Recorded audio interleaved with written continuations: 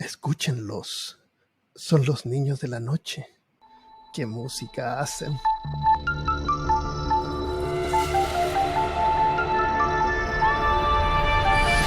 Bienvenido y bienvenida al episodio número 3 de Podmortem, un podcast para los amantes del horror y la ficción. Soy Armando Loyola y en este episodio veremos un radioteatro que emitió terroríficas historias desde la década de los 40 a los 80, el siniestro Dr. Mortis, y cómo este importante patrimonio cultural continúa fascinando a las nuevas generaciones. Todo esto y más a continuación en Podmortem.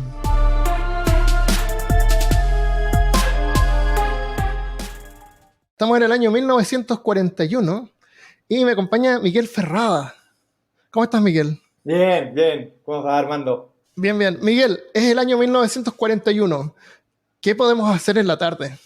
¿Hay algún panorama? Porque no tenemos Netflix, no traje mi Nintendo Switch. ¿Qué podemos hacer? Mira, tendríamos que movernos 4 años porque el año 1945 se crea el Dr. Mortis. Y ahí podríamos escuchar un radioteatro. Ok, creo que me quedan unos cristales temporales para poder movernos un poquito. Movernos Entonces, 4 años. Ya. Y ahí... Ya. Perfecto. ¿Estamos en el 45? Súper. Sí, estamos Mira, listos. te invito a que hoy en la tarde sintonicemos la radio Ejército de Punta Arenas, donde uno de los trabajadores radiales que hay ahí escuchó por onda corta a Boris Karloff, el actor que interpretó al Frankenstein más icónico, leyendo un cuento de Edgar Allan Poe. Y este trabajador de la radio, Juan Marino Cabello, se le ocurrió hacer un radioteatro, basándose en esta que había escuchado, que había pescado por la onda corta. Se le ocurrió hacer un radioteatro de terror, y ahí creó a este Dr. Mortis. Así que ahí te invito a escucharlo hoy en la tarde, este año 1945. Perfecto. Una tarde lluviosa en Punta Arenas, supongo. Me parece. Oye, esto es súper antiguo y las generaciones nuevas... Yo le pregunté a mi mamá, que ella creo que es del 46 y no tenía idea de qué estaba hablando. Yo ¿En serio? Ya. Lo conozco... Yo no estoy seguro exactamente de qué lo conozco, pero recuerdo una canción de Dorso que se llamaba El Dr. Mortis. Sí. Y a lo mejor por ahí busqué más y encontré que se trataba de un radioteatro, o a lo mejor sabía, pero no estoy seguro cómo lo descubrí. ¿Cómo lo descubriste tú? ¿Por qué te dio tanta pasión trabajar en este proyecto? Porque tú has dedicado un montón de tiempo para mantener la memoria del Dr. Mortis viva. Sí, mira, yo lo conocí también tardíamente. Lo que pasa es que yo de chico leía mucho cómic, sí, o sea, hasta el día de hoy. Me encanta el cómic, la historieta. Aprendí a leer leyendo Mampato. Entonces, y en algún momento, cuando yo tenía como 14 años, estoy hablando del año 90, estaba leyendo superhéroes. En una época en que no había nada boom de los superhéroes Marvel, ni DC, ni nada. O sea, Chile en ese momento no llegaba ni siquiera a revistas, no había nada. Y yo encontraba revistas en el Persa y me encantaban, unas revistas que se habían publicado a principios de los 80 de Iron Man. Y mis amigos de esos años estaban muy preocupados porque, como te decía, el año 90 la idea del superhéroe como algo, como una figura pop, no existía, era material para niños. Era como que yo siempre hago el paralelo, es como que a alguien hoy día, un cabrón de 14 años, le gustan los Teletubbies. Ese era, así de ridículo era. Entonces mis amigos estaban muy preocupados de que yo leyera superhéroe porque era una cosa para niños. Y sabiendo que yo además leía mucho terror, me gustaba mucho el terror. Leía Edgar Allan Poe, Lovecraft, Quiroga, o sea, que me gustaba mucho el terror, y además me gustaban mucho las películas de terror. Eso fue un gusto que me heredó mi abuela paterna. Entonces uno de mis amigos me dice, bueno, si te gustan los cómics, lea algo de terror entonces, porque no andé leyendo esas cosas de superhéroes, de hombres mayas. Y yo le digo, bueno, es que no conozco ningún cómic de terror. Entonces me dice, y el Dr. Mortis. Y ocurrió que yo cuando me dice, yo había escuchado del Dr. Mortis antes, de la misma manera en que a ti, de alguna manera te suena de algún lado, pero uno no sabe de dónde, como que está... Está ahí en la cultura, pero no está claro dónde, porque no han hecho ningún tipo de repetición en forma en la televisión pública. No, en ese momento menos. Es, o sea, es bien... Claro, en ese momento menos. Yo creo que lo tuve que haber escuchado cuando chico, porque el Dr. Morty se dejó de transmitir en la radio el año 82, entonces cuando tenía 6 años, pero en mi casa no se escuchaba, por ejemplo. Ah, 82, ya. Yo soy del Sí, 74. O sea, a lo mejor alcancé a escucharlo, tal vez. Pero mi mamá se hubiera acordado. sí, No pues sé. sí, sí. Es raro que tu mamá no lo conozca, porque O yo, sea, sí. sí, bien raro. A lo mejor no tenía radio, era muy pobre. Porque la radio en ese tiempo, en el 45, era un lujo igual. Claro, sí. Eh, entonces corrió por 40 años, Claro, corrió del año más o menos. 45 mira, Ah, se transmitió, o sea, se hizo hasta el año 74, que ya. con la dictadura, con el golpe, muchos de los Ajá. actores del elenco de Juan Marino se van al exilio y otros, digamos, Ah, se ya. desarma el elenco. Oh, ya, pero después lo siguieron haciendo igual durante Pinochet. Se siguió transmitiendo. Lo que quedó, Juan Marino se va de Ya. Chile el año 77, más o menos, y lo que quedaron los audios Ajá. acá, en la radio Portales, si mal no recuerdo. Ya. O sea, él no siguió produciendo, digamos. No, hasta el año Porque quería 74. preguntarte si es que el show tomó algún aspecto político en ese momento. No, para Pero nada. no, No, porque de hecho, o sea, primero que se corta el año 74 con digamos, con el golpe, se termina con la el golpe. producción, pero además Juan Marino Ajá. tenía era un actor bien poco contingente, por decirlo de alguna manera, ¿no? No Sí, sí, sí. hacía. Yo he escuchado varias historias y no. Son todas simples, no hay nada político, no hay nada muy profundo tampoco. Claro, es un Eh, escritor muy de. porque ¿Mm? mm, Dale. él tenía que escribir esto una vez a la semana. Tenía una semana para venir con la historia. Me imagino que la grababan en vivo al principio. Claro, al principio yo creo, mira, hay varias etapas del Doctor Mortel. Es parte del año 45 en Punta Arenas, que ahí se graba, o sea, no se graba, digamos, se transmite en vivo, y de ahí él se va a Ajá. Argentina el año 50 y algo, y vuelve. Por eso hay actores con acento argentino, ya. Claro, bueno, y la voz más característica que la de él es la del Doctor Morty y la del narrador. También Sí, tiene un fuerte acento argentino, claro. porque él además era hijo de padre italiano y madre argentina. Entonces se la pasaba la Y, mitad del tiempo allá o la mayor parte del tiempo y en sus Argentina. hermanos eran argentinos, entonces, claro, Ok. y su esposa además era argentina también, entonces, doña Eva Martinich. Entonces también escuchaba Eso, a una eso mujer también le. con acento argentino. Claro. Sí, escuché a una mujer también. Ella era su señora, ¿me dices? Sí, su señora, sí. Era Genial. Me gusta el acento que tiene porque es como bien neutro y es como bien universal.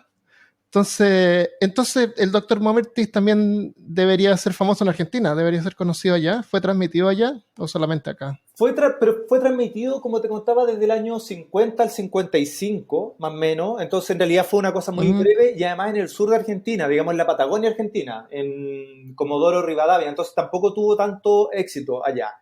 Pasó que la Ya. historieta, luego en los 70 llegó la historieta que se hacía en Chile, llegó a Argentina y hay una pequeña fanaticada en Argentina del Dr. Mortis, pero es más subterránea, no fue tan fuerte allá. Ya. Entonces, Ya. Oye, Miguel, por el año 45, me imagino que no se grababan estos programas, no había así como una cinta de grabación que los conservaran y los pudieran retransmitir. claro, O sea, eran grabados en vivo, en directo, y eso era y ya. exacto. El que lo escuchó bien. Sí, no, los primeros Wow. lamentablemente no hay nada de registro porque se hicieron en vivo. Y de hecho el primero fue Ay, una no, especie de ya. teleserie. Además se hacía todos los días y duró como un mes, por ejemplo. O sea, fueron varios capítulos. Ya. Era Claro, claro. sí, la adaptación Sí, de un eso cuento pensaba que de tiene un uruguayo. ya, Juan Marino tuvo que haber escrito, pero a la velocidad de la luz todo el tiempo, entonces no tenía mucho tiempo como para detenerse a hacer una cosa tan compleja. Escuché una historia de un vampiro que estaba escapando y se escapa en un barco y se da cuenta que es un barco fantasma y era el Caleuche. Entonces, súper sencillo, simple, una mezcla de algo paranormal y ya, y es divertido, entretenido. Sí, Y eso eso es. es, sí. Ahora yo. Hay otra que son varias partes. Estaba escuchando el Día del Caracol Ah, anoche. buena. Yo no lo, Me faltó ese la todavía tercera. no lo he escuchado, el Día del Caracol. Ya. Lo tengo pendiente. Ese tiene niños, pero me imagino que son adultos haciendo la voz de niños. Sí, sí, normalmente era una de las actrices la que hacía voces de niños siempre. Ay, olvidé el nombre de Claro, ella claro. ahora. Sí. Bueno, claro, o sea, Juan Marino era en realidad, a mí me gusta mucho esa faceta como de escritor pulp que él tiene, como de un escritor que cuenta historias Claro, sencillas, digamos, en el sentido de ir exacto, dos cucharas y la papa sin tratar de darle un trasfondo ulterior, ¿no? Como sin tratar de ser claro. profundo, sino que contar una buena historia de Sí, terror. exactamente, eso me encantó. Sí. Ajá, exactamente. Am, entonces el cómics apareció por el 50 y se podría decir entonces que es tan conocido por su cómic como por el show de radio, o es principalmente el show de radio, Yo porque me he nunca he dado, yo visto yo soy un más cómic fanático de Doctor Martes. Ah, mira, ya, podría ir a buscar uno para mostrarte. Mm. Yo soy fanático más de la historieta, yo partí por ahí, pero efectivamente uno nota una Ah, diferencia entre el radioteatro y la historieta. Y la mayoría de las personas en Chile que conocen al Dr. Mortis fue porque lo escucharon en la radio. O sea, el impacto que él tuvo transgeneracionalmente en claro, Chile va por ahí. La historieta en un segundo plano, pero igual también es ya. importante. Tuvimos una experiencia hace unos años atrás de reeditarla y con mucho éxito. Entonces también, pero sí digamos, el fenómeno de masas que fue el Dr. Morty desde el 50, 60, del el 55, que es cuando vuelve a Chile y lo empieza a transmitir desde Santiago, perdón, hasta el Ujú, 74, hasta el 82 que se termina de transmitir, es un fenómeno absoluto, es una cosa que a mí por eso me llama la atención lo de tu mamá, ya. porque en realidad cualquier persona de más de 45, 50 años, le pregunto por el Dr. Morty ¿Cierto? y lo escucho. Es una cosa bien, bien notable. A lo mejor no le gustaba el terror, no sé. Seguramente, claro, A puede lo mejor ser. si le Sí, muestro sí. uno, a lo mejor, claro, a lo mejor no se acuerda del nombre, pero sí lo va a reconocer. Claro, la Porque era música. una característica súper notable la forma en que Juan Marino expone. Él es un ser siniestro que disfruta haciendo sufrir a los oyentes. Y Sí, para él es una gracia todas estas cosas miserables que le pasan a los personajes. Eh, para tratarse de una radionovela que tienen que grabar los actores en vivo, en directo, es súper compleja, tiene un montón de personajes diferentes, un montón de escenas distintas que de repente se mezclan. Una escena puede ser en una estación de policía, otra en el campo, entonces tienen que producir todo este sonido. sí, Me sorprende la complejidad de las historias son simples, pero la complejidad de la producción. Eso es sorprendente. Yo diría, de repente, podrían haber habido unos 7 a 10 actores diferentes en una sola historia. exacto, sí. Él tenía un elenco bien Wow, estable y tenía estos actores y además hacían los sonidos in situ. Tenían unos, eso me imagino. por ejemplo, las Sí. puertas, para hacer las puertas y todo eso tenían una caja con una cerradura, entonces ese era el sonido de la Ujú. puerta. Usaban globos para ciertos sonidos de chirrido, de latones. Una vez conversamos con Don Juan acerca de la producción del sonido y era alucinante y se hacía ahí mismo, en tiempo real. No, Ya, esto ya, no ya. tenía postproducción, digamos. Oye, correcto. Y disculpa la mi ignorancia, ¿Juan Marino está vivo? No, él falleció el año 2006, 2007, 2007 según yo, sí, sí, Ah, ya. Ya. sí, Ah, qué lástima. sí, pucha, sí. Yo tuve la fortuna de conocerlo el año 2005 y él vivía en Argentina en ese entonces. Y venía a Chile Ya. con doña Eva, con su esposa, y nos juntábamos una vez al año, dos veces al año acá a conversar y tuve la fortuna de conocerlo. Así Ya. que, Oye, ¿mm? tú conociste a Doctor Martis por el cómic. ¿Cómo llegaste a conocer a Juan Marino en Eso persona? fue bien loco porque, bueno, leí los cómics del Dr. Morty y me hice fanático. Iba al Persa a buscar los que encontrara, después me fui a la Biblioteca Nacional a Ujú. leer los que estaban en los archivos. Y ahí encontré una historieta que se llama La Isla del Sepulcro, donde el Dr. Morty lo atrapan en una isla y lo encierran y lo dejan ahí. Y después yo me di cuenta que en todas las historias siguientes o estaban en el pasado y el Dr. Morty seguía vivo, o si estaban en el presente, el Dr. Morty estaba encerrado. Entonces nunca se liberaba. Entonces yo ahí empecé con estas como pretensiones de ser escritor de terror también, a perpetrar una historia Ujú. del Dr. Morty liberándose. Y el año Ya, ya. 2004, si mal no recuerdo, una compañía de teatro hizo un radioteatro empezaron a teatralizar un radioteatro en plazas. Ya. ¿No? Entonces yo fui a la plaza Yungay, me acuerdo, donde ellos Ah, entretenido. armaron este radioteatro y fui. Y pregunté por el doctor, pregunté por Juan Marino, si alguien lo conocía, porque tenía esta idea de traerlo de regreso. Y conversé con una persona y me dice, no, don Juan vive en Argentina y en realidad no está interesado en que se haga nada nuevo con el personaje. Qué sé yo, pucha que lata. Y al otro día, yo trabajaba de un puesto administrativo en una empresa y bajo a sacar una fotocopia y en la fotocopiadora me encuentro con la directora del radioteatro, de la obra de teatro, la Paula Aros, que estaba sacando unas fotocopias de los flyers, de los afiches del radioteatro para repartirlos y tenía que sacar, por ejemplo, tenía que achicarlos. Y yo, como había estudiado diseño, calculé, le dije, porque no sabía cuánto porcentaje sacarlo. Entonces yo calculé, hice la regla de 3 y le saqué el porcentaje el que tenía que sacar. Le dije, oye, fui a ver la obra ayer, me gustó harto y yo quiero conocer a Juan Marino porque tengo una idea. Entonces ella me da la dirección. Me dice, yo te doy la dirección de Juan Marino para que le escribas, porque él vivía en Argentina. ¡Wow! ¡Qué genial! Y ahí le escribí una carta, así como estoy hablando en mail, en esa época estaba súper incipiente. Entonces le mando una carta a Argentina y él me responde de regreso que va a venir a Chile a fin de año. Entonces que ahí nos juntáramos, porque le iban a hacer un homenaje. Y ahí vino para acá, le estaban haciendo el homenaje y nos juntamos, yo le pasé la idea que tenía, le conté y él se la llevó a Argentina. Y después me escribe a mediados de año, me dice, la leí, me gustó, así que cuente con mi aprobación. Y yo no solamente quería quedarme con hacer una historia nueva, sino que además yo quería rescatar todo lo que él había hecho. Entonces ahí empezamos a conversar más y a hacernos muy amigos. ¿Y hasta qué punto, Miguel, has dedicado tu vida a mantener la memoria viva? ¿Es digamos, tu trabajo a tiempo completo en este momento?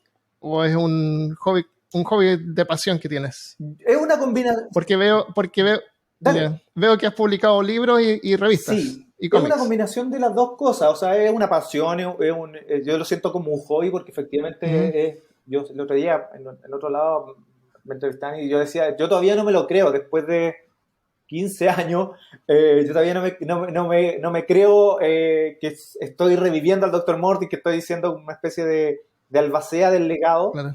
Eso. Pero además es un trabajo, o sea, no es de tiempo completo porque yo me dedico a otras cosas, pero es un trabajo donde yo le dedico un tiempo determinado y parte de lo que me permite moverme en la vida, en términos económicos, es el trabajo con el Dr. Morty, afortunadamente. Entonces es una combinación de las dos cosas. Claro. Oye, ¿el radioteatro es dominio público en este momento? ¿Dónde se puede conseguir? Si alguien lo quiere escuchar, porque ahí está repartido por todas partes. En YouTube encuentras un par ahí, en un podcast encuentras otro par. Sí, ¿Hay alguna parte donde se pueden escuchar todos? ¿Están como almacenados? Tenemos un canal de YouTube que se llama Dr. Mortis, es youtube.com/c/Dr. Mortis. Y en ese estamos subiendo bueno, en esto yo cuento con el apoyo de la familia Marino y particularmente de la nieta de Juan Marino, Paloma. Y con Paloma, de hecho, estamos en un proceso ahora de empezar a trabajar juntos en este legado, ¿no? En tratar de llevarlo adelante. Entonces, una de las cosas que tenemos pendiente hacer es seguir subiendo los radioteatros, todos los que tenemos, o sea, los que tiene la familia, digamos. La familia tiene ¿cómo se llama? Un grupo de radioteatros que se lograron rescatar porque muchos se perdieron por diferentes motivos. Claro. Entonces o no sé, ni se grabaron. O sea, primero los que no se grabaron, que es como, yo creo que son unos 10 años que no se grabaron, después los que se grabaron en cintas, que son unos rollos que son imposibles, que digamos se perdieron. En rollos de cera. En rollos de cera, exacto. Entonces esos se perdieron, no se hizo el traspaso nunca. Después se empezó a grabar en cinta. Pero mira, esto es como un dato histórico, para la elección del año 64, creo que es donde sale Frei Montalva elegido, el Partido Demócrata Cristiano, la DC, llegó donde Juan Marino y necesitaban cintas, porque las cintas eran muy escasas, para grabar campaña y poder mandarlo, las cintas de la campaña a todas las radios de Chile, digamos, porque entonces le compraron las cintas que él tenía con Radio Teatro, le pagaron muy bien, supongo, pero digamos, perdimos ese patrimonio cultural, digamos. Fue terrible. Exacto. Y bueno, y ahí lo que quedó fue lo que siguió después de eso, lo que se fue grabando y lo que fue quedando en la radio Portales y lo que fue también guardando a la familia. Y eso es lo que estamos subiendo en este canal que lo partimos el año pasado y queremos retomarlo para tratar de ir subiendo un capítulo a la semana y tratar de tener todo ahí en un solo lugar. Ah, qué bueno, ya. Voy a dejarlo en los comentarios de este episodio y pueden ir a visitarlo y dejen comentarios debajo de cada video a ver si les gustó, qué les pareció el episodio. ¿Hay algún episodio en particular que es como tu favorito? Si alguien no conoce Dr. Morty, yo le tengo que mandar algo a mi mamá. ¿Qué episodio le mando? A mí, mis favoritos son, en radioteatro, el reloj. El reloj creo que sí, creo que es una pieza, en historieta y en radioteatro es una pieza impecable. Yo siento que es un gran relato de terror muy breve. No, la simpleza de Juan Marino, esta cosa de contar muy... Pero ahí es donde a mí me pasa con Juan Marino, que siento que efectivamente al ser un autor que con vocación pulp, con vocación de contador de historias, ¿no? y nunca buscando un subtexto ni nada, llega a tener subtexto, llega a tener cierta profundidad a propósito de lo consensuado que era en el oficio. Entonces el reloj creo que es una historia muy breve y sencilla, pero que habla de algo bien profundo, que es esta relación que tenemos los seres humanos con la muerte y con el paso del tiempo. A mí es una de mis historias favoritas. De hecho, ahora estoy haciendo una especie de secuela para esta nueva historia del Dr. Mortis. Y en radio y teatro y en historieta funciona súper bien. Es un relato muy icónico. La idea de este... Yo siento que es uno de los relatos de Juan Marino que está a la altura, no sé, de un cuento de Edgar Allan Poe, donde está estas figuras icónica, ¿no? Un reloj con un péndulo, con el paso del tiempo y que involucra estos pactos y la ambición del ser humano, o sea, que estas pasiones, ¿no? tan humanas, tan profundas, que están ahí. Y a mí, ese es mi favorito, y también en historieta, sobre todo, El hijo del cadáver, que también está en radioteatro, pero a mí la versión historieta me gusta mucho.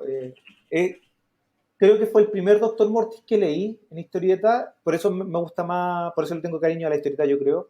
Y es una historia muy visceral. Una cosa que tenía el Dr. Mortis era que en este momento no pasaría ningún control parental, y lo leían los niños en esa época. Sí, puede ser, porque me imagino que no tenía tanto tiempo como para refinarlas o pensar así, ¿es esto adecuado o no? Claro, no, en esa época, de hecho en las primeras revistas hay un aviso que se lo pasen a niños, o sea, a niños mayores de 12 años, no a menores. Pero uno lee y hay destripamiento, descuartizamiento, y en este en particular incluso como hay un experimento con un cadáver y que le nace un hijo, por eso se llama el hijo del cadáver. Hay una mujer que queda embarazada, muerta, y nace un monstruo. Una cosa bien atroz. Wow. Eso es bien gore. Y además ese tiene una particularidad, que es una historia muy gótica, muy ese saborcillo como de las películas de la casa Hammer, pero en un momento dado el Dr. Mortis, como un científico, tira un rayo láser al cadáver. Entonces como que tiene esta cosa muy de terror clásico y gótico, pero hay una máquina científica, pseudocientífica, digamos, muy sesentera, muy de rayo láser. Entonces esa combinación del castillo con la máquina ultramoderna lo encuentro fascinante. Creo que también es un símbolo del sello del Dr. Mortis. Oye, aparte de todo, hay otra capa más que es el legado del lenguaje. Cuando tú escuchas esto, tú estás escuchando la forma que la gente hablaba más o menos en los años 40, en los años 50, en los años 60. Varias historias están ambientadas como en otro país, no sé, pues Islandia, y los personajes tienen nombres extraños.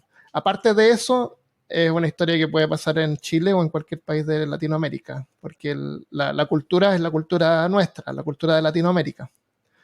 Entonces,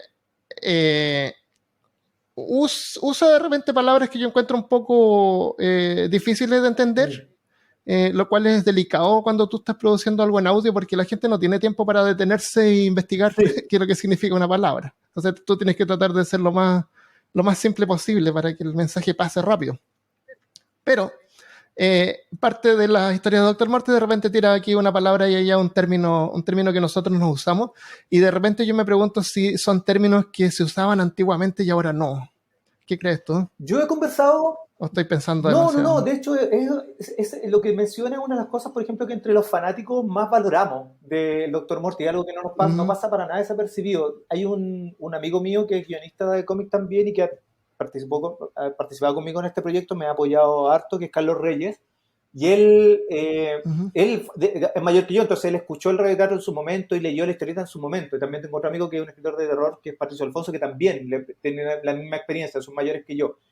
Y ellos cuentan que aprendieron muchas palabras Mm, escuchando y leyendo al Dr. Mortis. Entonces, pasaba, por ejemplo, que anotaban la palabra. Entonces, por ejemplo, nictálope Carlos claro. siempre menciona que aprendía la palabra nictálope escuchando al Dr. Mortis. Entonces, por eso me acuerdo de esa ahora, pero hay varias, ¿no? Ya, ya, Y es ya. una cosa, por ejemplo, que yo también valoré en su momento, cuando lo leía y encontraba estas palabras, o escuchaba el radio y escuchaba estas palabras, también corría a buscar el significado. Al parecer, efectivamente, no era tan común. Yo lo conversé con Juan Marino también en su momento, porque una cosa que, digamos, caracteriza su obra es eso, y él me decía que, bueno, él era Ajá. una persona muy culta, extremadamente culta, y también, además, Ya. él siempre decía que él no era el Dr. Mortis, que era todo lo contrario, porque y efectivamente era una persona muy sencilla y muy buena persona. O sea, imagínate, o sea, yo llego y le digo, oiga, quiero hacer historia al Dr. Mortis, y él me dice que bueno, o sea, sí, absolutamente desconocido y con una Claro. digamos, generosidad que ya no se encuentra. Entonces, Claro. pero sin embargo tenía dos cosas del Dr. Mortis. Una, ese nivel como cultural era propio de él. Él ocupaba esas palabras Ujú. cuando tú conversabas con él. Él era una persona que le gustaba Ya. el lenguaje.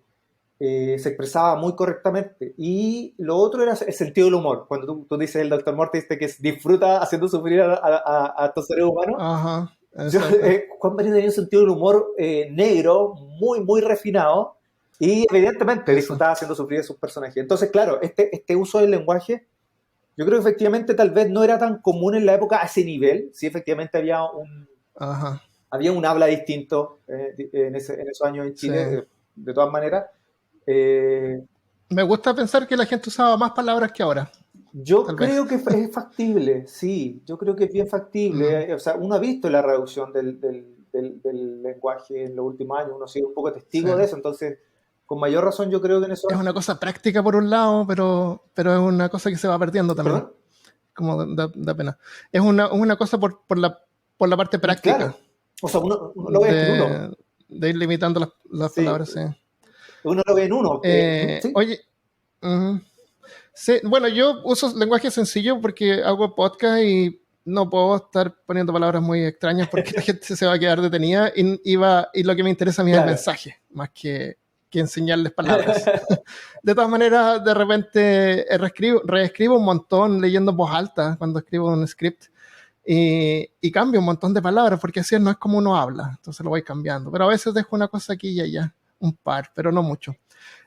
Miguel, aparte del Dr. Mortis, ¿existe otro trabajo de este tipo de alguien más que exista que tú conozcas que existe en Latinoamérica? ¿En México, en Colombia tal vez, o en Similar al Dr. Argentina? Mortis. Algo Sí, así, sí, algo o sea, de hecho el parecido. símil más cercano al Dr. Mortis es El Monje Loco, que es un radioteatro de México. Ah, el monje loco es Un ya, ya, ya, radioteatro de ya. México. Porque ya. Y ahí, Hay hay un podcast que se llama Los Monjes Fanáticos. A lo mejor lo puede sacaron de ser, ahí. sí. El Monje Monje Loco. Loco es un radioteatro, de hecho creo que es más antiguo que el Dr. Mortis, debe ser del principio del 40 o del 30, me parece que es más Ya, antiguo. ya, ya. Eh, y también se convirtió en historieta en algún momento, por Editorial Novaro. La diferencia entre el Dr. Mortis y el Monje Loco es que, si bien el Dr. Mortis parte como un presentador de historia, y que es algo que mantiene en la historia, Ujú. en el radioteatro, cuando pasa a la historieta, se transforma en un personaje. En cambio, el Monje Loco siempre fue un anfitrión, siempre fue un presentador de historia, nunca Ah, estuvo involucrado la en la empresa historia en sí. El diferente. Dr. Mortis se transforma Ya. en un personaje que interactúa después con En algunas historias que he escuchado, me da la impresión de que el Dr. Mortis también personifica al protagonista de la historia, porque cuando lo describen de repente, sí, hay algunas descripciones, no sé, un vampiro o un brujo, y tenía una barba sí. chiquita, entonces, todas estas características, porque la apariencia del Dr. Mortis es la apariencia clásica del diablo. Sí. Con la cara angular y flaco y con los bigotes y la barbita malvada, Sí. ¿no es cierto? Y el pelo que parece en cacho. Exacto, sí.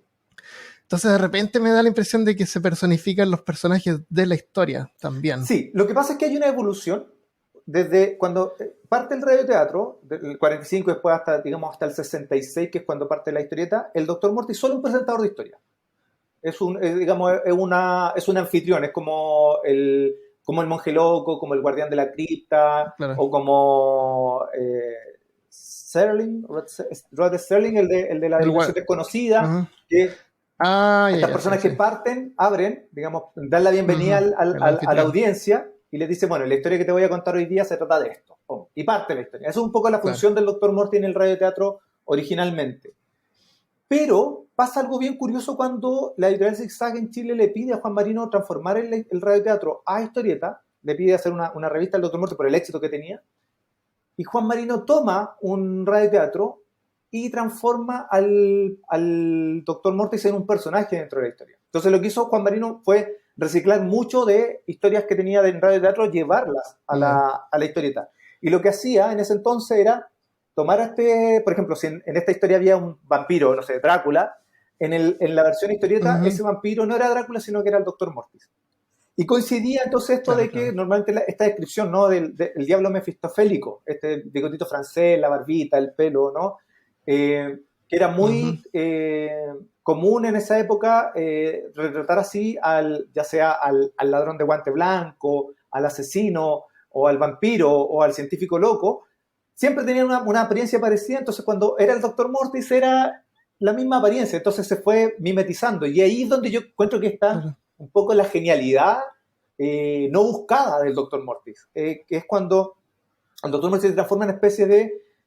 y la pregunta que todo el mundo le hacía a Juan Marino, bueno, ¿pero qué es el Dr. Mortis? ¿Un vampiro? ¿Un científico loco? ¿Es un hombre lobo? ¿Qué es? Claro. Y es todo, él es el mal. Es lo que necesite que sea esa semana. Bueno, y Juan Marino, esa era la respuesta exacta que daba. Bueno, lo que yo necesitaba que fuese en la semana, él decía. Pero cuando uno a posteriori lee la historieta, que fue lo que me pasó a mí, uno empieza a encontrar que esto tiene una cierta coherencia, que esta encarnación del mal o de la muerte adopta estas formas, adopta la forma de un vampiro, adopta la forma de un científico loco, adopta la forma, porque todo eso son como manifestaciones del mal. Y ahí es donde yo hago la relectura y hago el trabajo posterior. Claro. Y ahí es donde yo siento que el golpe de genialidad de Juan Marino, que no lo busca, no es de nuevo, este escritor que está preocupado de escribir una historia a la semana, a veces dos, claro. pero realmente cuando uno lee la historieta y se da cuenta, mira, acá era un vampiro y acá de años después en el otro lado era un científico loco, pero están conectados, y uno que es medio fanático y obsesivo empieza a armar un mapa y tiene una coherencia. Tiene una coherencia simbólica, ¿no? Yo le encuentro una coherencia simbólica a este Mortis. En el caso del radioteatro, funciona como un elemento narrativo, porque él es el que explica y mueve la historia hacia adelante, sin tener que detenerse, porque aparte de él exponiendo, es diálogo solamente. Tú mencionaste antes que era... ¿cómo le llamaste? Un diablo mefistofélico. ¿Podría explicar un poco más de eso? ¿De dónde viene esta idea de esta figura, de esta apariencia? Porque, como tú dices, es conocida. Sí, a ver, tiene un origen. El origen fundamental digamos, para describirlo bien a los auditores, el diablo de bigote francés con barbita de chivo, ¿no? La idea de rasgos caprinos, ¿no? La barbita de chivo, el pelo como en punta, viene originalmente de dioses de la fertilidad paganos, particularmente romanos, el dios Pan, o digamos los faunos de estas culturas precristianas. Cuando el cristianismo se expande, toma muchos elementos de esta religión y de estas creencias y los va adaptando, pero la figura del dios Pan, del dios de la fertilidad, como está asociado a la sexualidad, pasa a ser el símbolo del mal, pasa a ser la representación del mal. Entonces, al principio, digamos, en la Biblia el diablo no está descrito de esa manera, eso ya es a posteriori y durante la Edad Media. Y estas características se van refinando con el tiempo. Por un lado, por el lado del esoterismo, hay un mago del siglo XVIII, Eliphas Levi, que toma un símbolo de los templarios que es el Baphomet, que era una cosa muy oscura, nadie sabe muy bien qué era, pero se suponía que los templarios adoraban una figura que se llamaba Baphomet, Sí, y sí. y él la asocia con esta idea del macho cabrío, ¿no? Del diablo como macho cabrío. Y hace un dibujo que es muy célebre, que es este macho cabrío que está sentado con una mano hacia arriba y una mano hacia abajo. Es bien... La Ajá. imagen... Dijiste que ese fue Anton No, LaVey. ese es Eliphas Levi. Eliphas Ah, ok, Levi, ok. es anterior a... Ya. Anton LaVey es de los 60, es del Sí, sí. siglo XVIII, Sí. XIX, si mal no recuerdo, XIX creo. Pero él es el que Ya. hace esta figura del Baphomet, la asocia a esta figura del diablo como macho cabrío. Y por el otro lado tenemos la literatura, que en el Fausto de Goethe, el diablo, el demonio con el cual Fausto hace el pacto, es Mefistófeles. Y se retrata a Mefistófeles en las adaptaciones del Fausto como esta figura con esta barba caprina, el bigotito y el pelo. Y es Juan Marino, Ya. de una de las... A ver, lo que pasa es que el Dr. Morty en un comienzo no tenía imagen, no tenía una apariencia. No era necesario. Exacto. Y lo que le gustaba a Claro. Juan Marino... Esa semana no necesitaba tener apariencia. Pero al principio, como no participaba dentro de la historia, carecía absolutamente de apariencia. No era, digamos, había un científico loco, pero no era el Dr. Morty, era el científico tanto, ¿no? Había un vampiro, era el vampiro, el Lord no sé cuánto, listo. No era el Dr. Morty. El Dr. Morty solo se circunscribía a presentar y narrar. Y Juan Marino no quería que eso tuviera imagen, que cada uno se imaginara al Dr. Morty como él quisiera. Pero cuando se traspasa la historieta, necesitan que el Dr. Morty tenga apariencia física. Claro, no tiene vuelta. Está fregado. Exacto. Y la primera solución fue hacerlo como una especie de silueta, como una sombra, que no funcionó mucho. Y en un momento dado, entonces, no, tiene interacción, entonces la gente tiene que verlo, tiene que tener una cara. Y ahí Juan Marino recurrió a dos cosas. Uno, a la apariencia de Vincent Price, que era un actor muy importante en esos años en películas de terror, adaptando cuentos de Edgar Allan Poe, de nuevo la figura de Edgar Allan Poe adaptado esceñera, y un recuerdo de infancia. Juan Marino nos contó a nosotros cuando le preguntamos que una vez cuando él era niño, de haber tenido 7 u 8 años, sus papás lo llevaron a ver una representación del Fausto al teatro. Y que cuando aparece Mefistófeles, este diablo, este demonio, el escenario se cubre de humo y del subsuelo había una trampilla, después él supo que había una trampilla, pero él lo que vio fue emergiendo el actor que iba a ser de Mefistófeles, emergiendo desde el humo, desde el suelo, digamos, como desde el infierno, con luces rojas, una cosa muy, muy operática, muy, muy teatral, y aparece este actor con la barba, con el bigote, con el pelo, que después le pondría al Dr. Mortis. O sea, es un recuerdo de mi infancia. Ese era el diablo para Juan Marino. Ese era el mal. Qué genial. Sí. Por eso es bueno ir al teatro, ¿viste? Uno nunca sabe lo que te puede inspirar, que vas a usar 20 años después. Exacto, sí. Pues, y te quería cerrar un poco la idea del Baphomet y de los símbolos. Por ejemplo, en el primer Dr. Mortis, en la primera historieta, Juan Marino asocia al Dr. Mortis al Baphomet. Y es algo que se repite. De hecho, hay una historia que se llama Baphomet y el Dr. Mortis. Entonces, ahí yo decía, bueno, está este personaje con este barba caprina y está asociado al Baphomet de Eliphas Levi, que es este ser como un macho cabrío. Entonces, y ahí es donde yo empiezo como a encontrar símbolos ocultos dentro del Dr. Morty, ¿no? Entonces, por ejemplo, este macho cabrío también está asociado con la figura de un hombre con barba larga terminada en punta, que parece un cabrito. También está asociado al dios Saturno, al dios Cronos, al dios del tiempo. Entonces, que tiene una guadaña. El tiempo tiene una guadaña con la que corta. La muerte en el tarot tiene una guadaña con la que va cortando las vidas. Entonces, son símbolos que están como surgiendo de manera inconsciente en el Dr. Morty de Juan Marino, que me parece alucinante. Claro, va cosechando las almas. Sí. Es para cosechar. Entonces, ¿cuántas historias tú crees? ¿Cuántos radioteatros crees que se hicieron? Están en los miles, me imagino. Lamentablemente se perdió casi todo, pero están en los miles. Nosotros estamos... ¿Los scripts no quedaron escritos, los diálogos? Tengo entendido que muy, muy poco. Lo que pasa es que Juan Marino se va al 78 de Chile y deja mucho de lo que tiene, lo deja con un conocido, con un amigo. Se lo deja a él, así como, guárdame esto hasta que yo vuelva. Y parece que ese amigo se cambió de casa y se perdió mucho de los... Ya. Entonces ahí habían libretos, habían grabaciones y lamentablemente se perdió mucho el material. ¿Te fijas, Miguel, que nosotros en la época moderna, donde tenemos tantas formas de poder catalogar y conservar todo, como que, como que necesitamos que nada se pierda? Fotografías que tomamos con el teléfono las guardamos, pero antiguamente no era así porque no habían estos medios. Existía esa como liberación de que tú hacías algo, lo pasabas por la radio Y listo. y no te importaba, porque a mí me da problema de que esto no, que esto se perdió. Es problemático, ¿no es Sí, es cierto? terrible. Es como que, ¿cómo puedes tú estar tranquilo transmitiendo esto por radio? La televisión también, un montón de programas de televisión nunca se grababan.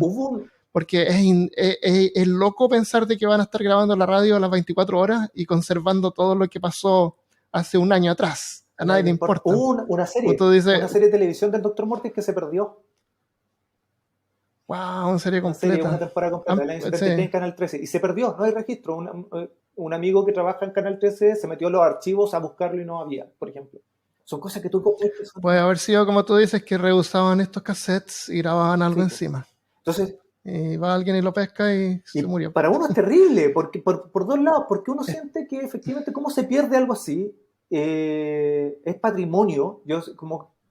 Una de las cosas que más me mueve en este proyecto, además de mi fanatismo por el Dr. Mortis, es sentir que estoy de alguna manera ayudando a que se mantenga vigente un patrimonio cultural chileno, que es bien importante. Entonces, claro, esta perspectiva de que las cosas se perdían, se grababan... Sí, es bien extraño, ¿no? A mí me deja preocupado.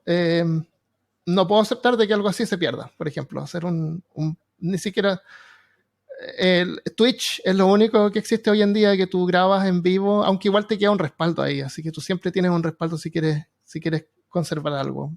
Pero Twitch tú transmites y ahí queda y se pierde después. El que lo vio, el que no lo vio no lo puede ver nunca más. Entonces, ¿dónde te encuentran a ti? ¿Dónde encuentran tu trabajo? Mira, en estos momentos tenemos sobre el Dr. Mortis en particular, tenemos un grupo en Facebook que se llama La Cofradía del Dr. Mortis, que es un grupo donde donde se están juntando fanáticos. La idea es eso, es un punto de encuentro. Los ricos ya, la cofradía es un grupo y la página facebook.com/drmortis, esa es la página donde tú pones información. Eso, está la página. La cofradía del Dr. Mortis. En la página vamos poniendo información ya más oficial de las cosas que estábamos haciendo, y la idea es este año que retomamos con Paloma, de las cosas que vamos a hacer a partir de este año y el siguiente y de aquí para adelante. Entonces están esas dos. Vamos a estar mira, hay una cuenta Dr. Mortis oficial en Instagram que yo, digamos, no he manejado hasta el momento, pero Paloma la va a manejar a partir de ahora, donde vamos a también subir material. Y pretendemos tener también dentro de poco un sitio oficial. Tuvimos uno. Lo que pasa es que este proyecto ha sido bien accidentado por mi parte, porque es un proyecto, digamos, hecho con las ganas nomás. Nunca contamos con financiamiento ni un apoyo institucional ni nada. Y lo partimos el año 2007, lo comenzamos el año 2007. Lo mantuvimos vigente hasta el año 2012, 2013, pero de ahí en adelante, digamos, yo me quedé solo en el proyecto, o sea, como del 2010 yo me quedé solo en el proyecto, y después tuve, digamos, las cosas de la vida hacen que uno tenga que poner la prioridad y en otro lado. Entonces, hubo una pausa, y el año pasado, a propósito los 100 años de Juan Marino, del natalicio, lo relanzamos el proyecto, y estamos en ese proceso con Paloma, de ver las cosas que vamos a hacer de aquí para adelante con el Dr. Mortis. Estamos preparando historias nuevas, viendo la posibilidad de reedición. Eso te iba a preguntar. Tú publicaste 3 cómics, sí. ¿Verdad? ¿Esos 3 cómics son historias nuevas o son reimpresiones? Publicamos 3 libros de reimpresiones, en que reeditamos la historieta la 1 y la 2 de los clásicos, la 25 y 26 y la 30 y 30 y algo, me acuerdo. 30 y 33 creo, que formaban arcos argumentales, entonces los publicamos en forma de libro. Y la idea era continuar eso. También ese proyecto que quedó medio trunco. Y después porque los sacamos con Copesa, con Unlimited, una empresa de acá de Chile, bien grande. Lo sacamos a kiosco, entonces hicimos una colección más grande. Y además publiqué unos libros que se llaman, los voy a mostrar para que, se llaman Mortis Eterno Retorno, Qué hermoso. In Nomine Mortis, In Absentia Mortis, que son historias nuevas, con autores nuevos que, digamos, narran el regreso del Dr. Mortis. Wow. Lamentablemente están agotadísimos estos. Bueno, y por ejemplo, cuando te contaba que yo leí esta historia de la isla y que se me ocurrió hacer una historia que se libera de la isla y el Dr. Mortis regresa, esta es la historia que yo le presenté a Juan Marino para traerlo de regreso. Qué genial. Sí. ¿Estabas pensando en hacer una reimpresión? Sí. Este libro cumple 10 años este año y estamos trabajando en más que una reimpresión, una reedición más grande, en formato más grande, con material extra, como una especie de director cut. Qué genial.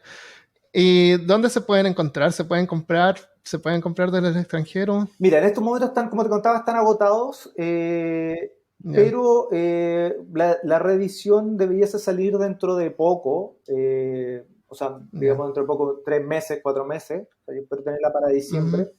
Lo mejor es seguirnos en estos dos sitios, en Dr. Mortis, en la página de Dr. Mortis de Facebook. También hay otra que se llama facebookmortis.cl, que es de lo nuevo. Particularmente yo siempre trato de separar un poco, que estén juntos pero no revueltos, que esté lo clásico, pero esté lo nuevo también, porque además estamos preparando historias nuevas del Dr. Mortis. Entonces también esas también deberían salir en unos 2-3 meses más. Lo mejor es que nos sigan ahí. También están mis cuentas personales, Miguel Ferrada, escritor en Facebook, o Miguel Ferrada con V en vez de U, Miguel Ferrada en Instagram, y ahí yo también voy subiendo los adelantos de lo que vamos a publicar dentro de poco. Genial. Sí. Bueno, yo voy a estar atento a las páginas y apenas vea que hay algo nuevo, lo voy a anunciar por todas partes donde Muchas gracias. Para que sepan. Sí, no, un gusto. Bueno, Miguel, un gusto, muchas gracias por haber estado.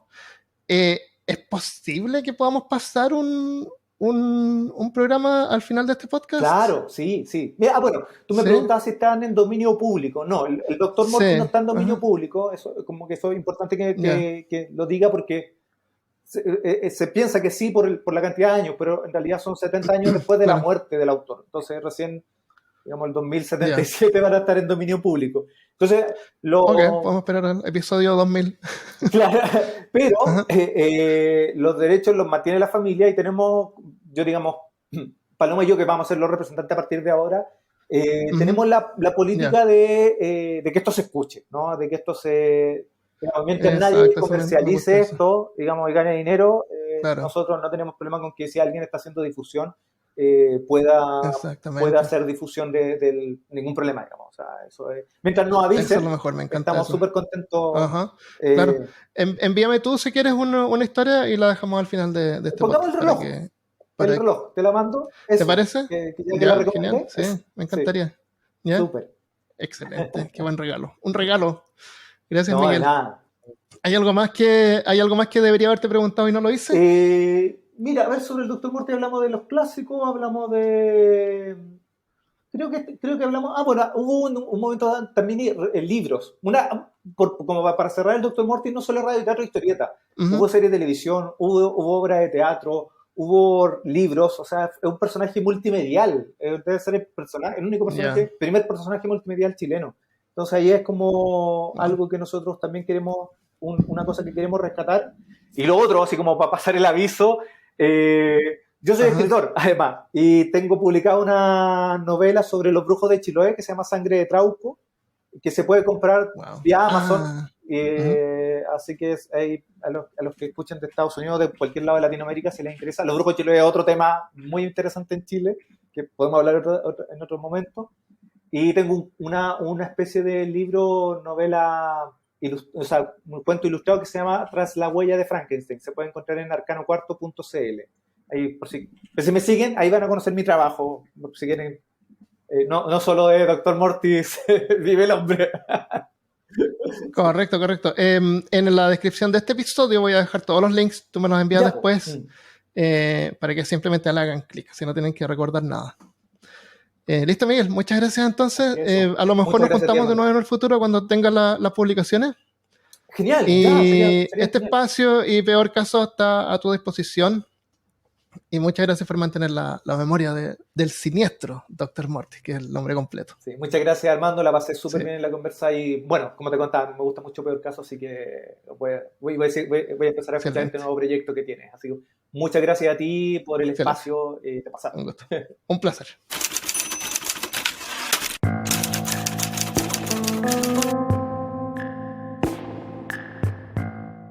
Qué increíble conversación con Miguel Ferrada. Le agradezco mucho haber estado acá. Estoy consiguiendo el libro Sangre de Trauco, así que una vez que lo tenga y lo lea, espero tenerlo de vuelta, si podemos comentarlo. Y ahora, como les prometimos, van a escuchar la historia del siniestro Dr. Mortis, llamada El Reloj.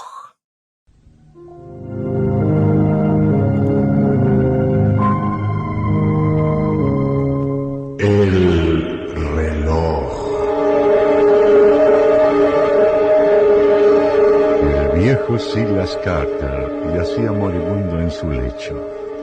A la cabecera estaban el doctor Tauber y un sobrino de Silas de nombre Ernesto Carter.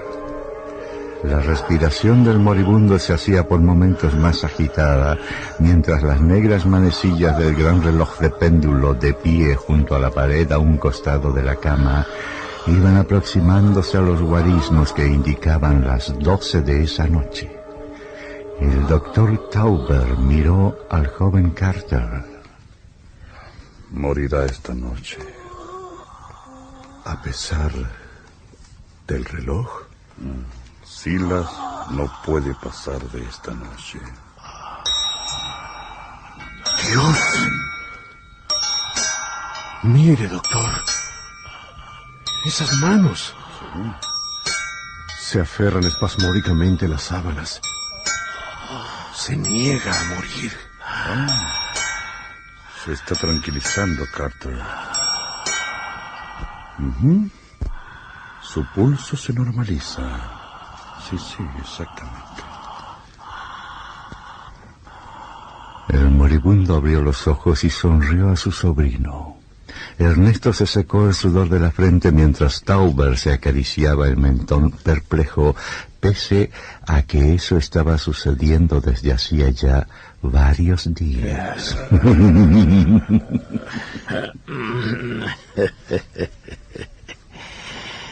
Otras 24 horas de vida, doctora. Sinceramente, Silas, no me lo explico, no me lo explico. Ni falta que hace, Tauber. Mientras ese reloj dé las 12 campanadas de cada noche, mi vida se prolongará indefinidamente. Y ya lo han podido comprobar. ¿Y cuántos días llevo aquí? Perdone, Silas, pero... Bueno, no sé cómo decírselo. Usted debía ya estar muerto hace una semana, por lo menos. Pero cada vez que ese reloj da las 12 de cada noche, usted vuelve a la vida. Eso contraría todas las leyes de la naturaleza, créame. Mucho me agradaría saber por qué, Silas. Tal vez algún día lo sepa, Tauber. Y ahora, déjenme disfrutar de mis 24 horas de vida. Ernesto. ¿Sí? Haz el favor de subirme algunas frutas. Está bien, tío. Gracias, sobrino. No temas por mí, Ernesto. Tal vez algún día conozcas el secreto de ese reloj que prolonga mi vida noche a noche. Y aunque a veces me siento cansado de burlar a la muerte. Yo no quisiera vivir eternamente, tío. Eso se dice. Pero ¿Qué puede haber más emocionante que llegar todas las noches al umbral de lo desconocido? Atisbar dentro, sentir cómo la muerte despechada nos lanza un guadañazo al cuello y poder volver. ¿Te hace feliz eso, Silas? Feliz. Perdí la felicidad hace ya muchos años, doctor. Este juego me hace feliz. Sí, me hace feliz. Aunque tal vez llegue a cansarme de él. O ese reloj deje de dar las 12. ¿Qué sucedería, tío Silas? Entonces mi corazón se detendría ahí, donde se detuviese el reloj. Y ahora déjenme solo. No olvides de subirme las frutas, Ernesto.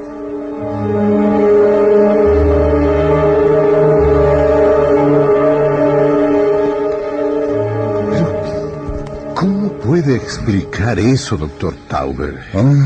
Créeme que estoy desconcertado. Hace años que conozco a su tío. Mi padre fue su médico de cabecera y ahora yo. Recuerdo que mi padre contaba a mi madre de ciertos ritos y lecturas extrañas a que se entregaba Silas. ¿Ritos? Sí, sí. Bueno, no eran ritos, debe haber sido algo muy semejante, ¿no? Mi madre decía que Silas había vendido su alma al diablo. Y tal vez haya sido así. ¿Por qué lo dice? Cuando mi padre murió, yo tomé su lugar, como usted sabe, ¿no? Una noche Silas requirió mi presencia y yo acudí como de costumbre. Por entonces, Silas vivía con una ama de llaves, más vieja que él. Era una mujer con cara de ave de rapiña, y que nadie sabía cómo, ni cuándo, ni dónde había llegado ahí. Cuando llegué a esta casa de frente...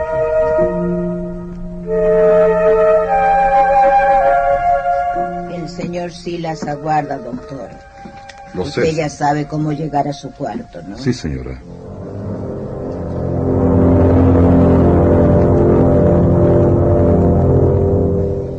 Hola, Tauber. Hola. Aquí me tienes en el lecho. ¿Qué te parece? Pues, me parece bien. Tauber avanzó hacia el lecho y se detuvo a su vera, dándole la espalda al gran reloj. ¿Qué le sucede, Silas? El corazón, creo. Veamos. Tauber auscultó al paciente. Ajá. Sí. Silas, usted sufrió un infarto al miocardio. Y supongo que eso es grave, ¿eh? Bueno, si no se cuida, es grave. Silas lanzó una mirada al reloj por sobre el hombro del galeno. En ese mismo instante... Sí. El doctor Ortiz, señor Silas. Ah, sí. Que pase. Doctor Ortiz, tenga la bondad de Doctor Ortiz. Sí, joven Tauber, pero no es un doctor en medicina, sino... bueno, él sabe de todo. Ah, doctor, qué grato es volver a verlo. Tauber se quedó mirando al doctor Morganello de Ortiz. Era un hombre de elevada estatura, vestido de negro de pies a cabeza, con anteojos del mismo color y barba y bigotes franceses. En la mano llevaba un sombrero hongo y un bastón con empuñadura de oro. El cabello del visitante estaba peinado peculiarmente, pues en las sienes se alzaba como un par de alas. El hombre avanzó parsimoniosamente hasta la cama, ignorando totalmente la presencia de Tauber. Mi directo amigo Silas. Aguardaba su visita con impaciencia, doctor. Algunos compromisos adquiridos con anterioridad me inhibían de venir aquí, amigo Silas. ¿Todo ha marchado bien? Al decir esto, Ortiz se volvió al gran reloj. Sí, creo que sí. Pero permítame presentarle al doctor Tauber. Mucho gusto, doctor. Supongo que usted será hijo del doctor Tauber que atendía a mi amigo. Lo conocí aquí mismo. Era un médico muy competente. Sí, gracias. Entonces el joven Tauber recordó que alguna vez su padre le hablara en la mesa de un tal Morganello de Ortiz que conociera en casa de Carter y que al parecer era un mago, un ilusionista o algo así. Creo haber oído hablar de usted, doctor. Tauber, si no tenemos nada más de qué hablar los dos, le ruego que nos deje solos con el doctor Ortiz. Por supuesto, Silas. Dejaré una receta en poder del ama de llaves. Adiós, señor Carter.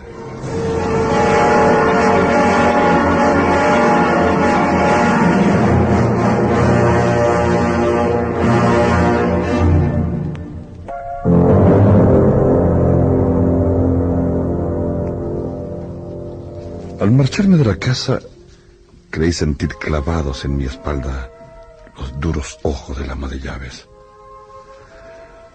Jamás volví a ver a esa ama de llaves, pero Silas se recuperó totalmente.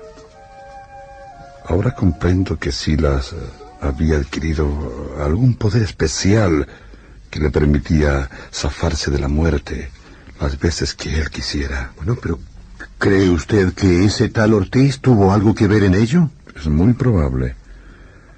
Él y el ama de llaves de cara de arpía.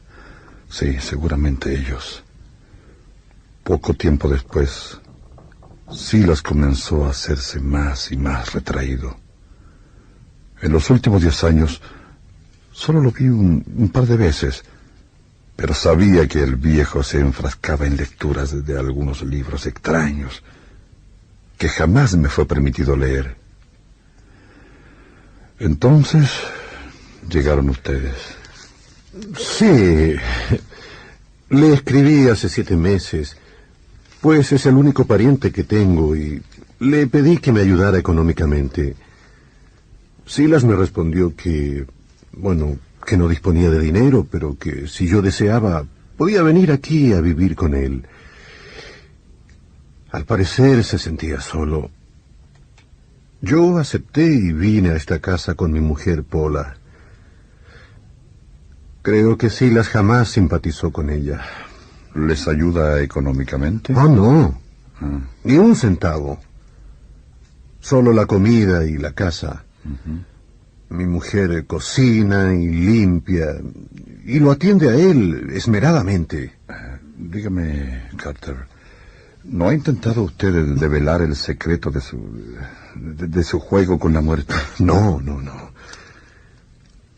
Esto ha comenzado solamente hace un mes, doctor. Cuando sufrió el primer ataque serio.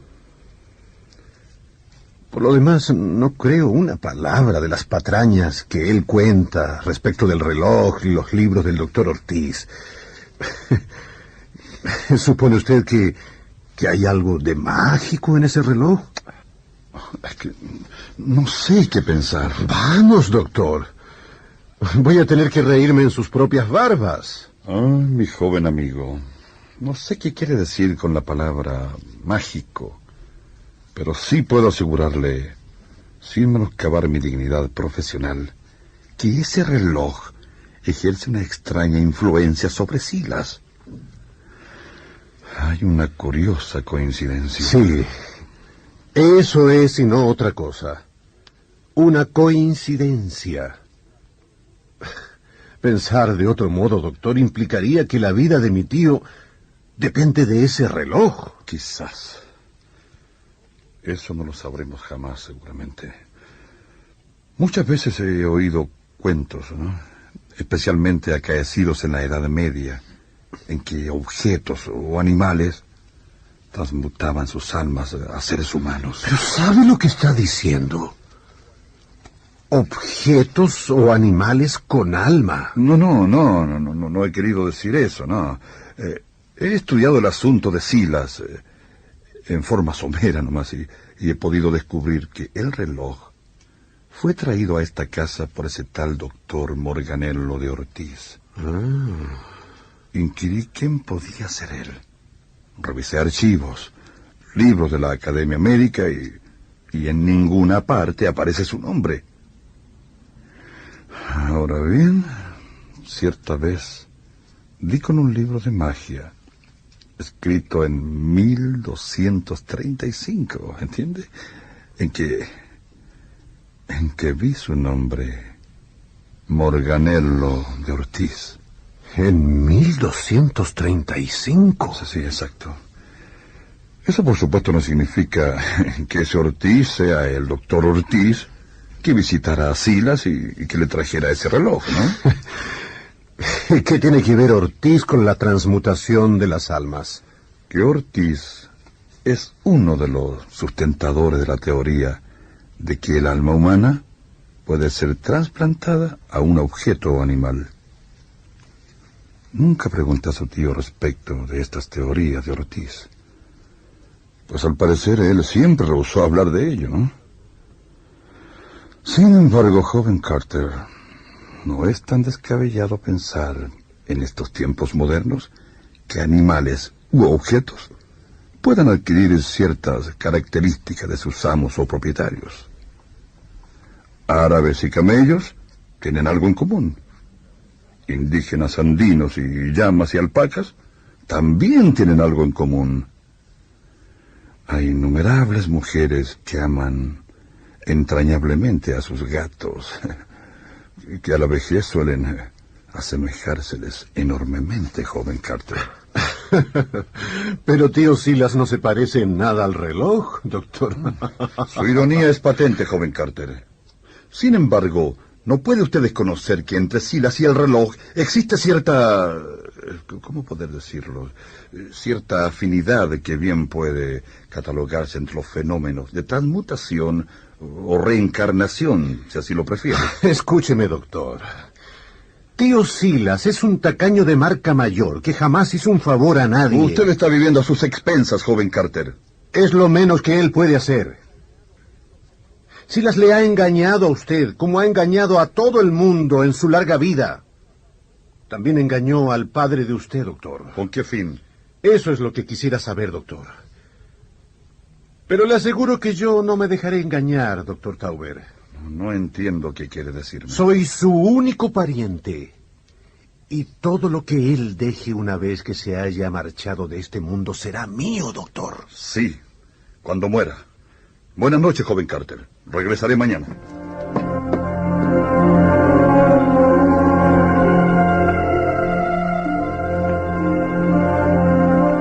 Ernesto Carter se dirigió a la habitación que compartía con su mujer Paula, una joven y bella muchacha cuya ambición corría a la par de su belleza, y esta ambición, cual veneno, era destilado en el cerebro del sobrino de Silas, como se destila el veneno de una probeta a la vasija que lo contendrá definitivamente.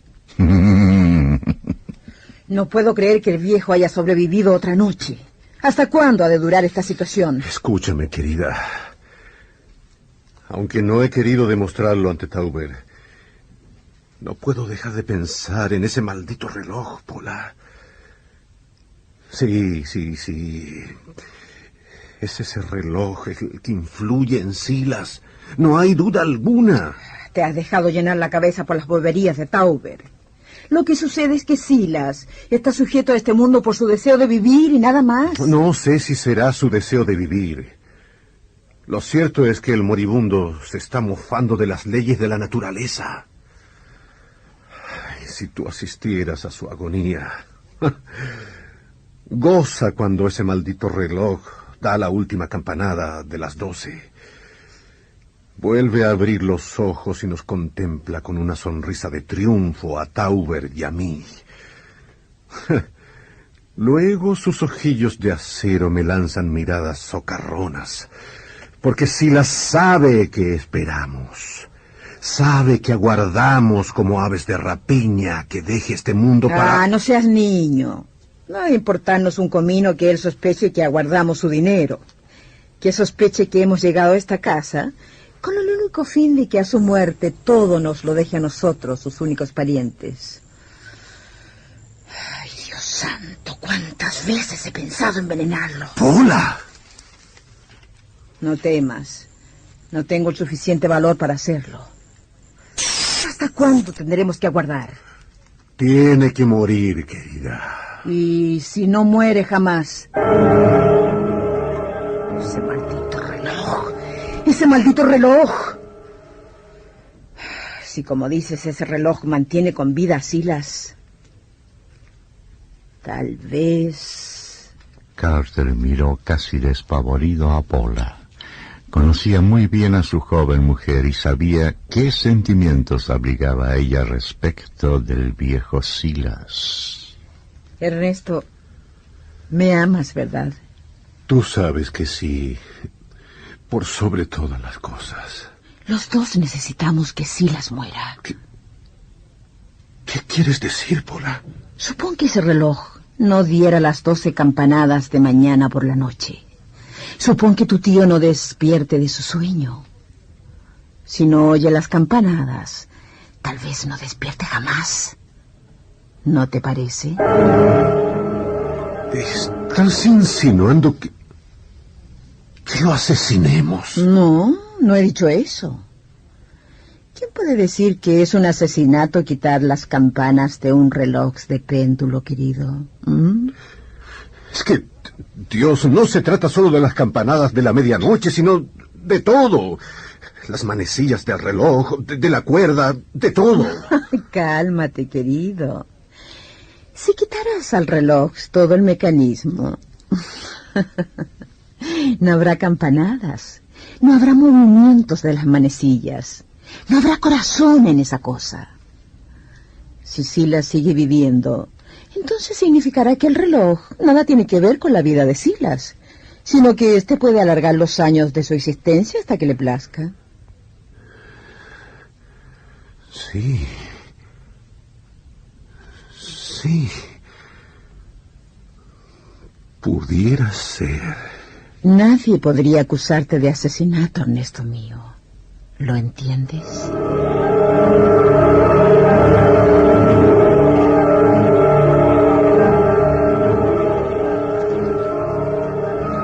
Diez minutos más tarde, Carter subía frutas a su tío.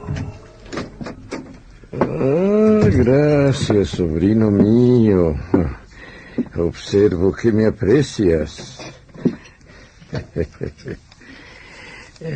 Magníficas uvas. Ernesto había depositado la bandeja sobre las piernas del anciano y luego se volvió para contemplar el reloj. Eran entonces las 2:20 de la madrugada. Era aquel un hermoso reloj de 1,90 m de alto, de gruesa madera de ébano tallado a mano. La esfera de unos 35 centímetros de diámetro, amarilla por los años, las manecillas negras que corrían por los números romanos y el ominoso tic-tac del mecanismo.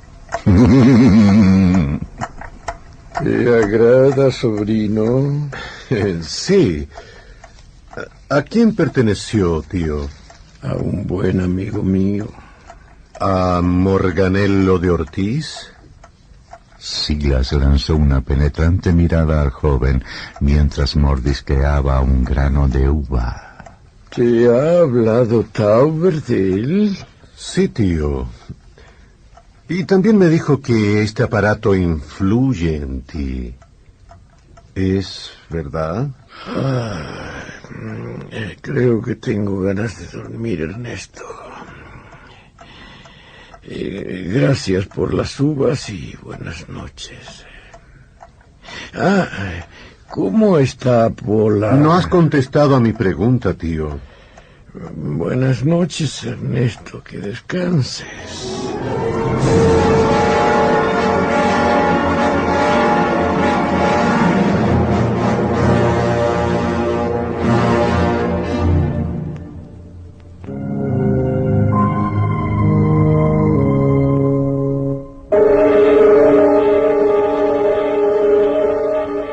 De la mañana siguiente, Carter lo pasó encerrado en la biblioteca de la casa leyendo cuanto libro de magia y ocultismo pudo encontrar, tratando de dar con el nombre de Morganello de Ortiz o algo que se relacionara con él y el reloj, pero no obtuvo resultado positivo alguno. El desayuno del viejo está listo, querido. Se lo subiré enseguida. No he encontrado nada que hable de ese maldito mago Ortiz. ¿Tampoco sobre el reloj? Tampoco.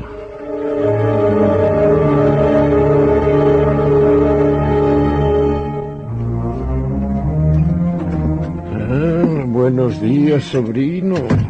Buenos días. ¿Cómo te sientes hoy? Muy bien, muy bien. Gracias a ese viejo reloj, me siento muy bien. Seguiré viviendo, Ernesto, sobrino mío. No temas por mí. Seguiré viviendo hasta que tú quieras.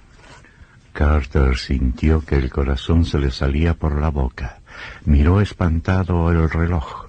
Le pareció que la voz de Silas provenía del reloj junto a las campanadas de las 11 de la mañana y no de la garganta del yacente. ¿Qué quieres decir? No eres un mal muchacho, Ernesto. En el fondo, eres bueno. Tan bueno como mi difunto hermano, tu padre. Por desgracia, estás mal aconsejado. Tu mujer... Dejemos a Pola en paz, tío. Usted y ella no simpatizan. Eso es todo. No es eso todo. Esa mujer será tu ruina.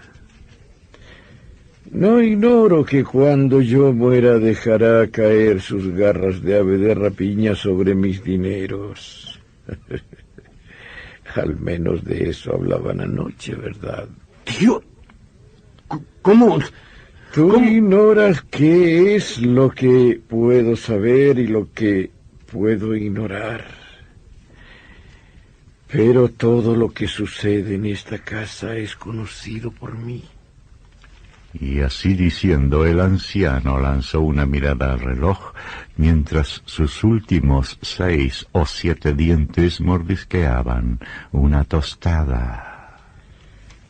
Pero deseo advertirte. En el preciso momento en que yo deje este mundo, tu vida cesará también. Basta, tío. No hablemos de cosas desagradables. Pola y yo pensamos únicamente en tu rápido restablecimiento. Es seguro que mañana o dentro de 2 días volverás a sentarte junto al fogón en la biblioteca. Eres un buen muchacho, pero eres un mal mentiroso. Cuando acepté recibirte en esta casa, conocía ya cuáles eran tus verdaderas intenciones. Esperabas que yo a mi edad muriera pronto dejándote heredero de mi fortuna. Pues así será, sí, si es que puedes disfrutarla. Tío, yo no... Supongo que habrás revisado todos los libros de la biblioteca buscando algo referente a Ortiz, y a su reloj, ¿verdad? Pues no encontrarás nada de eso.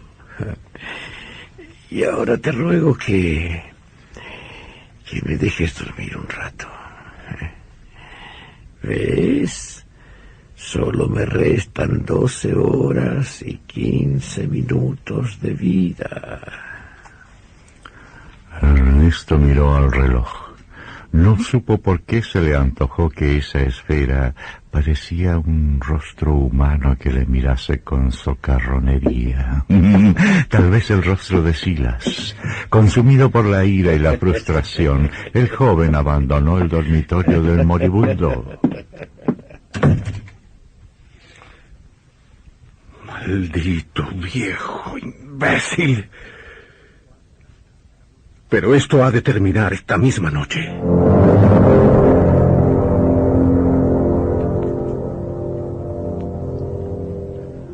El resto del día pasó sin novedad. Ernesto subió el té a su tío, quien lo miraba sonriente.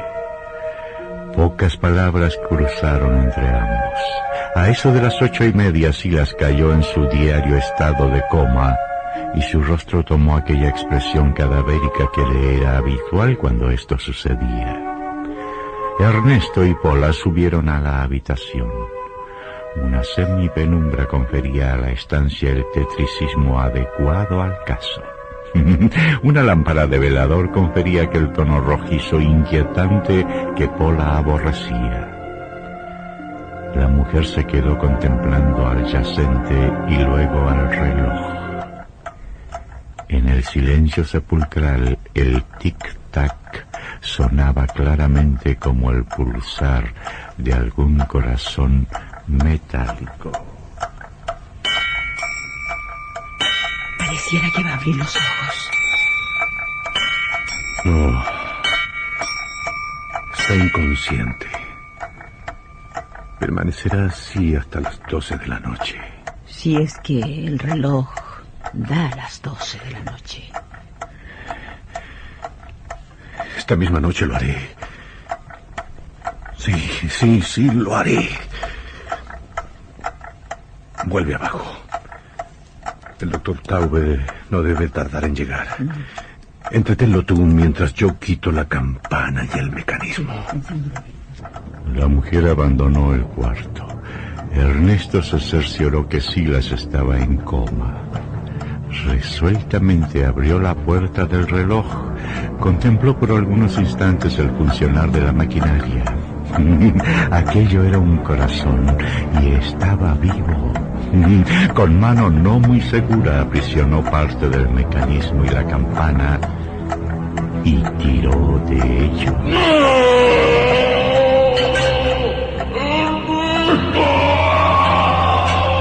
¡Sobrino mío!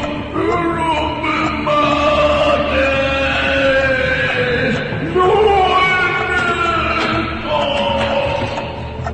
Mientras arrancaba el mecanismo y la campana, Ernesto giró la cabeza al oír los lamentos del anciano. Entonces el cabello se le erizó en la nuca. Ahí, semisentado en el lecho, estaba Silas, que le miraba con ojos desorbitados y llevándose una mano al pecho como si quisiera evitar que le arrancaran el corazón, caía otra vez sobre las almohadas. Ernesto acababa de quitar el mecanismo y la campana. Aprisionando entre sus dedos ruedecillas, alambres y otros componentes de la maquinaria de bronce, Ernesto se volvió al lecho. Silas yacía muerto con un rictus extraño en los labios y el rostro distorsionado por el dolor de la agonía. Ernesto se pasó el dorso de la mano por la frente. Estaba sudando frío. Luego abandonó la habitación, llevándose el corazón del reloj.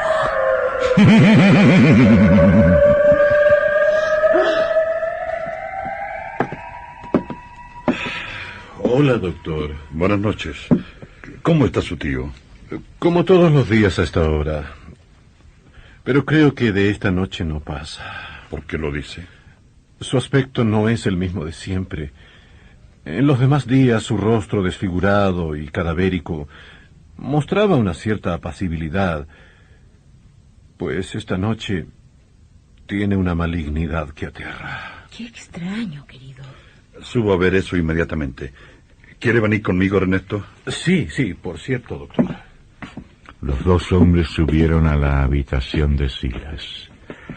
El médico encendió la luz y examinó de cerca al muerto. ¿Ah? Está muerto. Ha muerto al fin. Tauber lanzó una mirada al reloj. Ese reloj está atrasado. Son las 9:30 y ahí no son más que las 9:10. ¡Cielos! Tauber. Esa debe ser la hora en que murió Silas. ¿Está seguro que ha muerto? Espere. No hay duda alguna. ¿Y el reloj? Creo que nos hemos dejado engañar por Silas. Él se aferraba a la vida y nos hacía creer que era el reloj. Usted mismo me lo dijo ayer. Pero la verdad es que su corazón ha dejado de latir. Créame que lo siento, muchacho. ¿Qué sucederá esta noche a las 12? ¿Volverá a la vida? Bueno, si desea comprobarlo, suba usted aquí esta noche a las 12. ¿Qué le parece? Tauber cubrió el rostro del cadáver con la sábana y luego, seguido de Carter, salieron. Antes de cerrar, Ernesto miró la yacente figura y luego al reloj, que ya no marcaba el tiempo. Al menos eso creía él.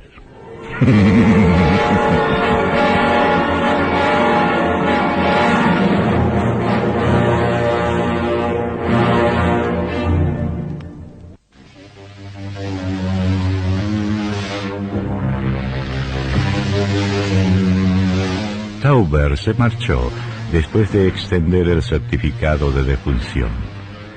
Paula y Ernesto quedaron solos en la casa con el cadáver del anciano.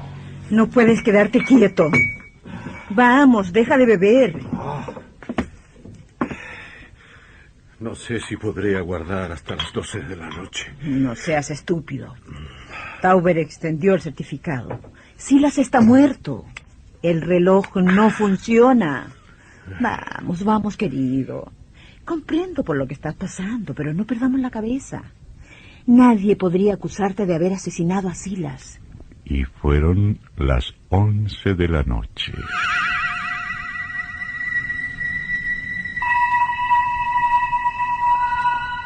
Once y 30.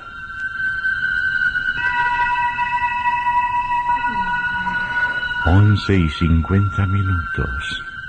Paula y Ernesto subieron al cuarto del difunto. La sudorosa mano de Ernesto asió el picaporte. Faltaban apenas 8 minutos para la medianoche. Se detuvieron en el umbral. La mujer no pudo reprimir un estremecimiento.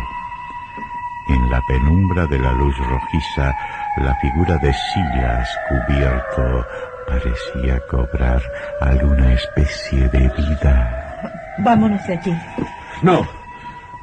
No sin antes comprobar algo.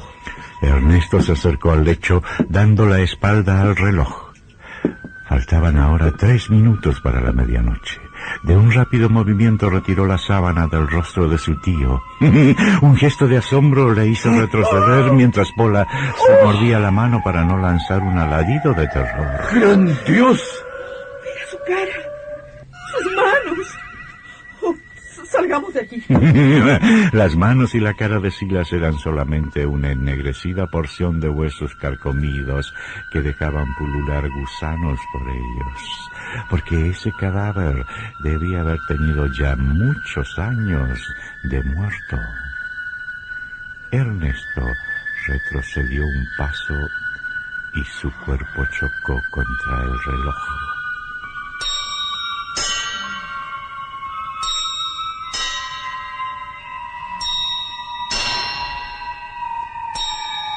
Y con comenzaron a oírse las campanadas que el reloj no podía dar. Rápidamente Ernesto giró sobre sus talones para enfrentar la cosa y... ¡Ernesto! ¡Cuidado! ¡Ernesto! Entonces el reloj se le fue encima al asesino. Ernesto quiso evitar el cuerpo, pero la mole cayó sobre él aplastándolo contra el lecho. Un chorro de sangre saltó de la cabeza partida de Ernesto Carter que manchó la ropa de cama. Y cuando Carter dejaba de existir, lo último que vio fue la esfera del reloj junto a su rostro, y en ella creyó ver la cara de Silas Carter.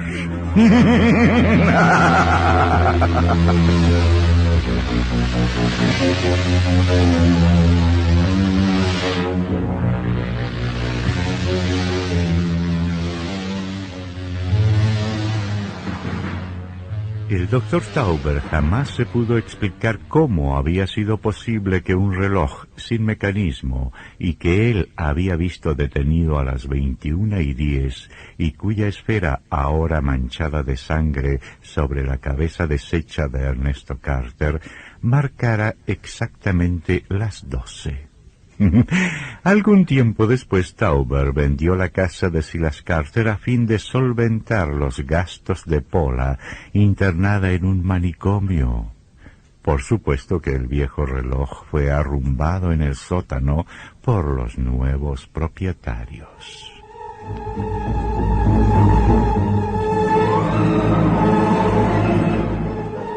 Cierta tarde el doctor Morganello de Ortiz se apersonaba en la casa.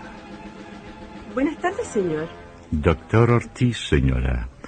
Esta casa perteneció a mi directo amigo Silas Carter, fallecido hace ya un año. Él poseía un reloj de péndulo que me había prometido. No alcancé a verlo vivo. Pues he pensado que los nuevos dueños de la casa quisieran deshacerse de ese reloj. Oh, sí. Tenga la bondad de pasar, doctor Ortiz. Gracias, señora. El reloj está en el sótano, doctor. Usted verá. Ya no funcionaba y carecía de maquinaria. Además, la esfera estaba rota. Pues así y todo quisiera comprarlo, señora. Doctor, el reloj es suyo. Puede llevárselo cuando lo desee y, por supuesto, sin pago alguno. Ese mismo atardecer, un carruaje negro tirado por 2 caballos del color de la noche se alejaba de la casa que fuera de Silas Carter con rumbo desconocido. Dentro viajaba el doctor Morganello de Ortiz y a su lado el gran reloj de péndulo. Ortiz habló al cochero. A casa del señor Orson, Angelo. Sí, señor. ¿Desea vivir algún tiempo más?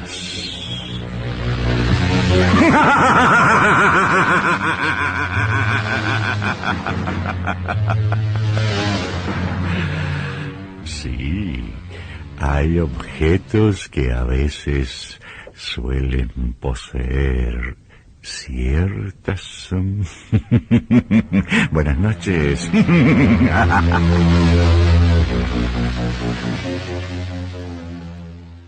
Espero que hayan disfrutado de este episodio de Podmortem.